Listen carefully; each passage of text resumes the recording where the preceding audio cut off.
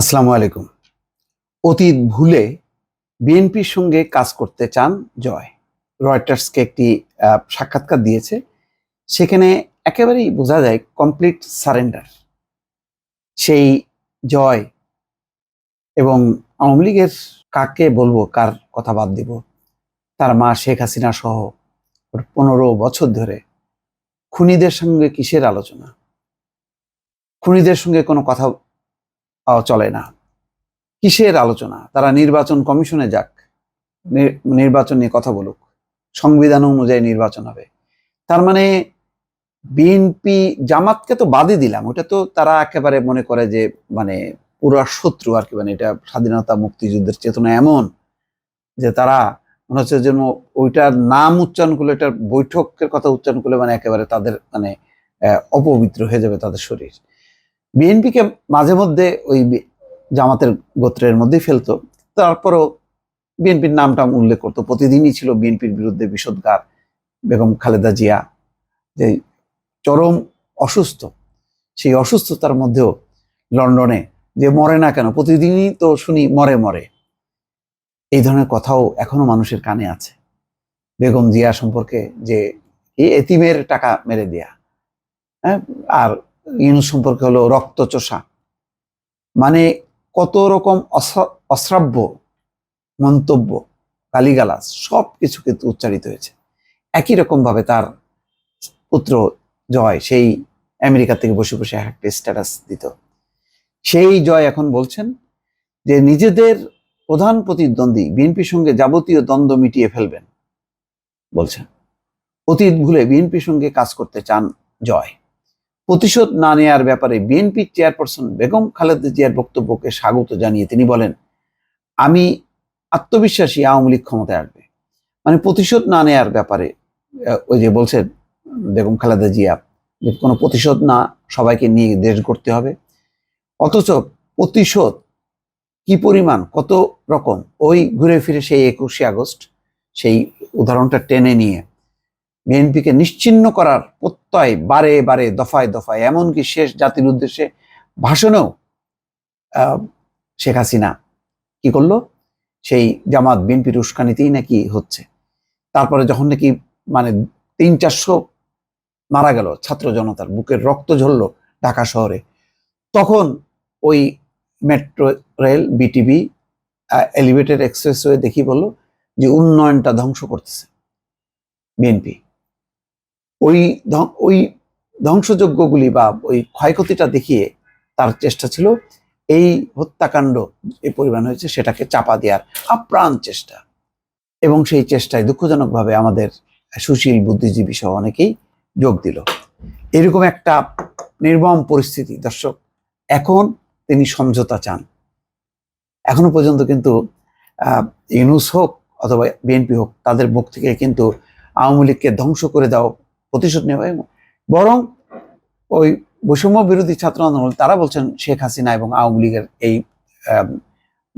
হত্যাকাণ্ডের জন্য এদের বিচারের মুখে পড়তে হবে। কিন্তু বিএনপির মুখ থেকে ইউনূস অন্তর্বর্তী সরকারের প্রধান, তারা কিন্তু একবারও উচ্চারণ করেনি। তারা যেভাবে স্টেটমেন্ট সুলভ যে ভাষণ বক্তব্য, ঠিক সেইভাবেই কিন্তু দিয়ে যাচ্ছে। এখন বেকায়দায় পড়ে জয়ের পুরো ভোল কিন্তু এখন পাল্টে যাচ্ছে। যে বলছে কি যে আমি আত্মবিশ্বাসী আওয়ামী লীগ ক্ষমতায় আসবে, না হলে আমরা বিরোধী দল হব। তার মানে বিরোধী দল হইলেও নাও।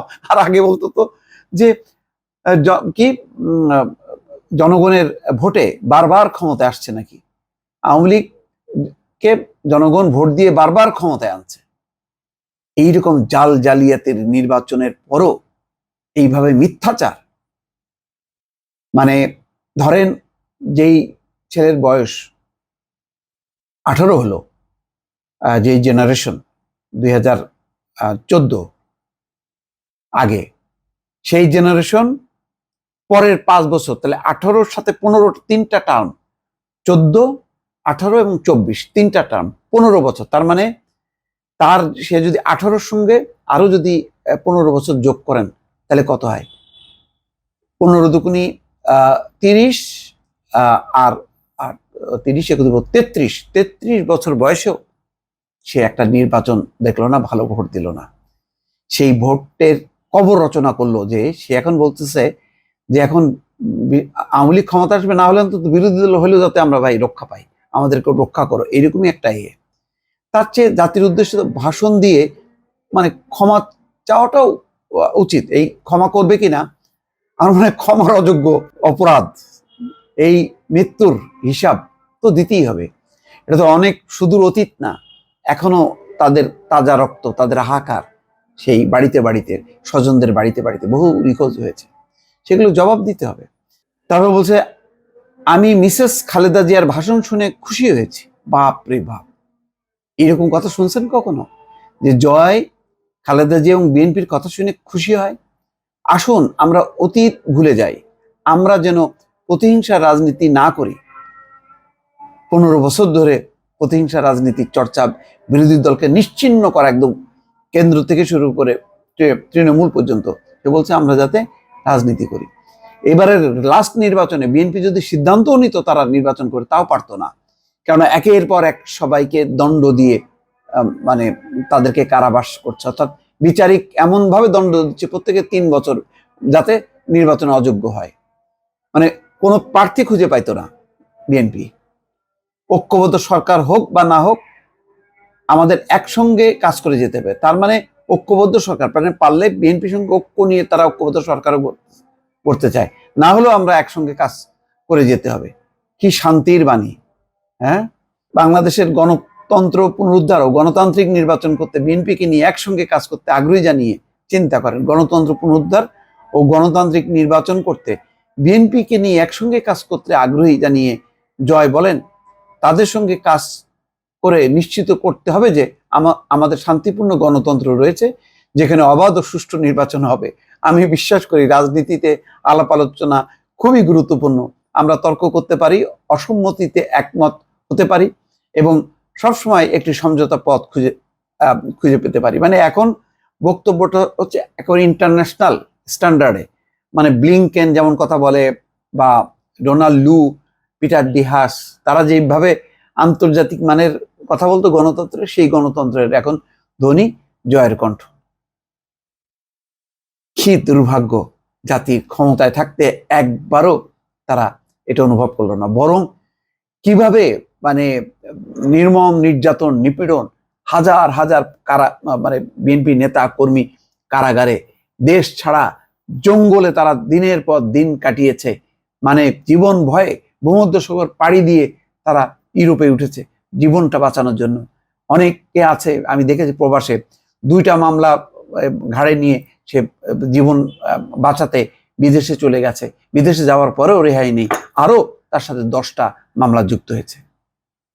এমন নির্যাতন, নিপীড়ন নির্মম 15 বছর ধরে, আজকে একেবারে মানে গণতন্ত্র, মানবাধিকার, ঐক্যবদ্ধভাবে কাজ করা, গণতন্ত্র রক্ষা, এটার জন্য একেবারে আন্তর্জাতিক মানের, মনের জন্য মার্কিন প্রেসিডেন্টরা যে ধরনের বক্তৃতা দেন, সেই ধরনের বক্তৃতা পড়ছেন। দর্শক, খুবই দুর্ভাগ্যজনক। এগুলো আর কি বলবো, মানে এগুলি, এই ধরনের পরিস্থিতি যাতে না হয়, এবং সত্যি সত্যি জয় যে কথা বলছে, এই কথাগুলো তো আমরা বলে আসছি। বলছিলাম যে বাংলাদেশে 2টি প্রধান রাজনৈতিক দল, বিএনপি এবং আওয়ামী লীগ, তাদের মধ্যে একটা গণতান্ত্রিক চর্চা থাকতে হবে, আলাপ আলোচনা থাকতে হবে, এবং ক্ষমতার পালাবদল থাকতে হবে। তাহলে একটা জবাবদিহিতা নিশ্চিত হবে। কেউ মনে করবে না যে আমি শেষ, আমি একমাত্র। শেখ হাসিনা বলতেন না যে বিকল্পকে দেখান, তার মানে আমি ছাড়া আর কোনো বিকল্প নাই। সেই বিকল্প দেখাই দিছে রাঘব বোয়াল, কেউ না, ছাত্ররা, যে ছাত্রদের কেউ আমরা চিনি না, নাহিদ ইসলামের নেতৃত্বে আজকে এত বড় ছাত্র আন্দোলনের মধ্য দিয়ে সরকার পতন হয়ে গেল, গণঅভ্যুত্থান ঘটে গেল। প্রথাগত কোনো রাজনৈতিক দল ব্যর্থ হয়েছে, সেখানে ছাত্ররা দেয়। তো বিকল্প নাই আমাদের মধ্যেই।